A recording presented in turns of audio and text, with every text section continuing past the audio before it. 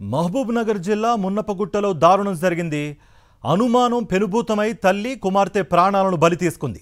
నరేష్ అనే వ్యక్తి తన భార్య యశోద, కుమార్తె, కొడుకుతో కలిసి మున్నపగుట్టలో నివాసం ఉంటున్నారు. జూన్లో యశోద తమ ఇంటి ఆవరణలో పల్లీలు, డ్రై ఫ్రూట్స్ను ఆరబెట్టింది. అదే సమయంలో అటువైపు కుక్క రావడంతో వాటిని తిన్నదని అనుమానించింది. అయితే భర్త ఏం కాదని సర్ది చెప్పడంతో వాటిని వంటకాల్లో ఉపయోగించింది. ఆ తర్వాత ఏ చిన్న ఆరోగ్య సమస్య వచ్చినా రేబీస్ సోకిందనే అనుమానంతో భయపడిపోయింది. కుటుంబ సభ్యులంతా యాంటీ రేబీస్ ఇంజెక్షన్లు కూడా వేయించుకున్నారు. ఆ తర్వాత నాటు వైద్యం కూడా చేయించుకున్నారు. ఈ క్రమంలో కొడుకును బయటకు పంపించిన యశోద తన కుమార్తెను బలవంతంగా హత్య చేసి తాను ఆత్మహత్య చేసుకుంది.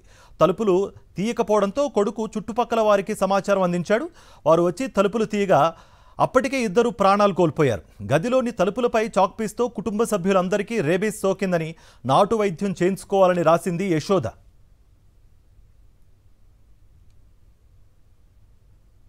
జూన్ లాస్ట్ వీక్లో ఇంటి వెనకాల సందులో వచ్చేసి పల్లీలు, బాదము, కిస్మిస్ ఎండబెట్టింది. ఆ ఎండబెట్టడం వల్ల ఏమైందంటే ఈ గేట్ ఓపెన్ చేస్తే ఆ వెనకాల సందులో నుంచి అటు తిరిగి అటు మళ్ళీ ఇటు నుంచి వెళ్ళిపోయినవి. ఆ వెళ్ళిపోవడం వల్ల కుక్కలు వచ్చినాయి. ఆ కుక్కలు దాన్ని మూతి పెట్టి తిన్నదా లేకుంటే దాని జొల్లు పడింది ఏం చేస్తాం, మొత్తానికి అయితే దానికి డౌట్ పడి అది తిన్నది. ఆ పల్లీలు కూడా మేము ఇంట్లో వాడుకున్నాం. దానివల్ల మాకు ఈ రోగాలు వస్తున్నాయి, తర్వాత జ్వరం వస్తుంది, హెల్త్ బాగుండట్లేదని చెప్పేసి అనుమానంతో స్టార్ట్ అయింది. చాలాసార్లు చెప్పినా వినలేదు. సరే దాని బదులు వచ్చేసి గవర్నమెంట్ హాస్పిటల్లో పిల్లలకి తనకు 3 సార్లు వ్యాక్సిన్ చేయించుకుంది. అయినా కూడా డౌట్ పడలేదు. మళ్ళీ వీరన్నపేట మన దగ్గరికి వెళ్ళి అక్కడికి వెళ్ళి చెట్టు మందు తినేసి వచ్చింది.